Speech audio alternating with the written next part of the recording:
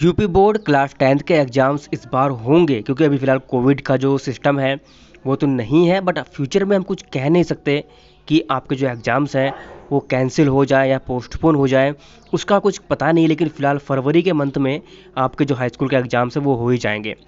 ऐसे में आपके पास ज़रूरत पड़ती है सिलेबस की, पाठ्यक्रम की।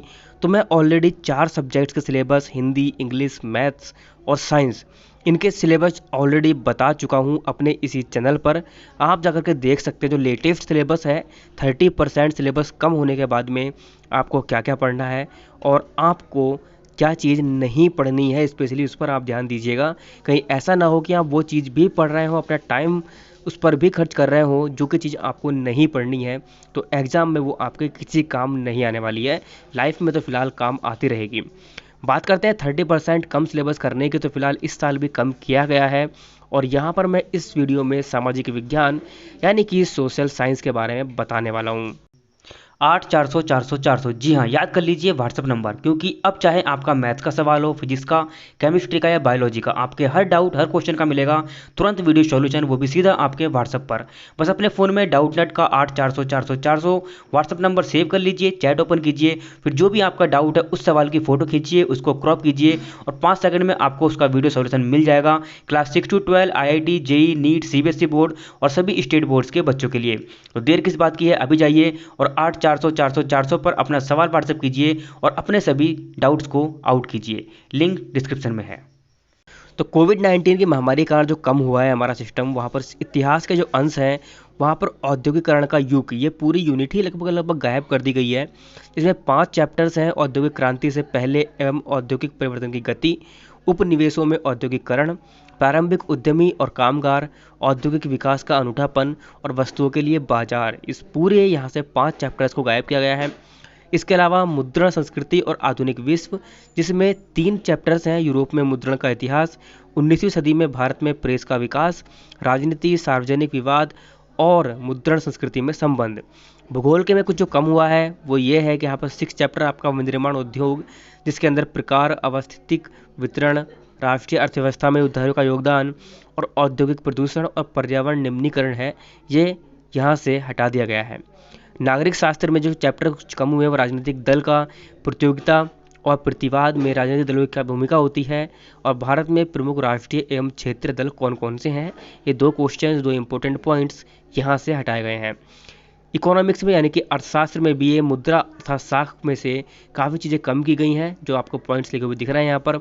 अर्थव्यवस्था में मुद्रा की भूमिका, बचत तथा साख के लिए औपचारिक एवं अनौपचारिक वित्तीय संस्थाएं, सामान्य परिचय, किसी एक औपचारिक संस्थान जैसे कोई राष्ट्रीयकृत वाणिज्य बैंक तथा कुछ अनौपचारिक वित्तीय संस्थानों का चयन किया जाए, स्थानीय साहूकार, जमींदार, चिट फंड तथा निजी वित्तीय कंपनियां, ये सब चीज़ें कम हुई हैं अर्थशास्त्र में।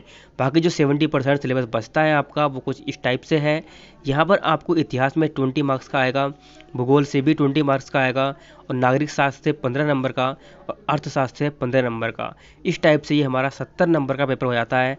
30 नंबर का प्रैक्टिकल होगा जहाँ पर आपको 100 मार्क्स कंप्लीट बैठता है। जो पढ़ना है वो देख लेते हैं। अब इकाई 1 इतिहास में आपको पहला चैप्टर, पहली यूनिट है ये, यूरोप में राष्ट्रवाद का उदय, इसमें तीनों पॉइंट्स पढ़ने हैं आपको, और भारत में राष्ट्रवाद, तो 2 ही यूनिट है जो आपको पढ़नी है फिलहाल। और खंड 2 यहाँ पर जीविका, अर्थव्यवस्था, समाज में आपको भूमंडलीकृत विश्व का बनना, ये पूरा 6 मार्क्स की आएगी यूनिट कंप्लीट। और 5वां है मानचित्र कार्य, जो 5 अंक का आने वाला है।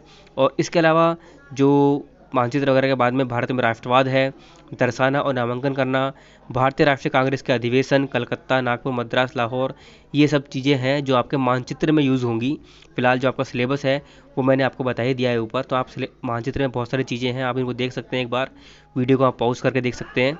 इन सब चीज़ों से आपको जो वीडियो वगैरह है वो सब भी यहाँ से आप जो बना करके देख रहे हैं या फिर कहीं बाहर से आप पढ़ रहे हैं, तो उस टाइप से भी आप इनको पढ़ सकते हैं बिना किसी दिक्कत के।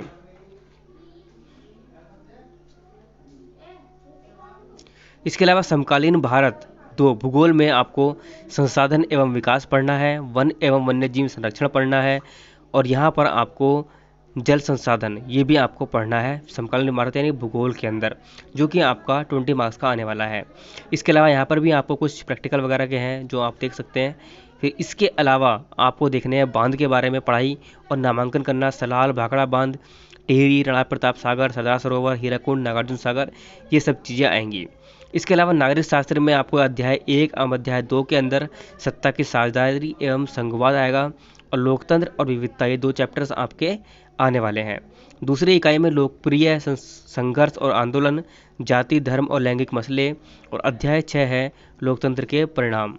ये सब आपको देखने के लिए मिलेगा। लोकतंत्र की चुनौतियां भी हैं, और आर्थिक विकास की समझ ये अर्थशास्त्र के अंदर आता है, जहाँ पर इकाई 1 के अंदर विकास है और भारतीय अर्थव्यवस्था के कार्य क्षेत्र हैं, और इकाई 2 में भूमंडलीकरण तथा भारतीय अर्थव्यवस्था, वैश्वीकरण, और 5वां उपभोक्ता अधिकार। ये सब चीज़ें आपको इसमें फिलहाल पढ़नी है। तो आई होप कि आपको समझ में आ गया होगा क्या पढ़ना है और क्या नहीं पढ़ना है। जल्दी ही हम आपको इंपॉर्टेंट क्वेश्चंस, मॉडल पेपर्स जल्दी ही लेकर के आने वाले हैं। अगर वीडियो अच्छी लगी है तो लाइक करिएगा, ऐसी वीडियोस पाने के लिए चैनल को सब्सक्राइब करिएगा। मिलते हैं आपसे नेक्स्ट वीडियो में, तब तक के लिए बाय बाय, टेक केयर, जय हिंद।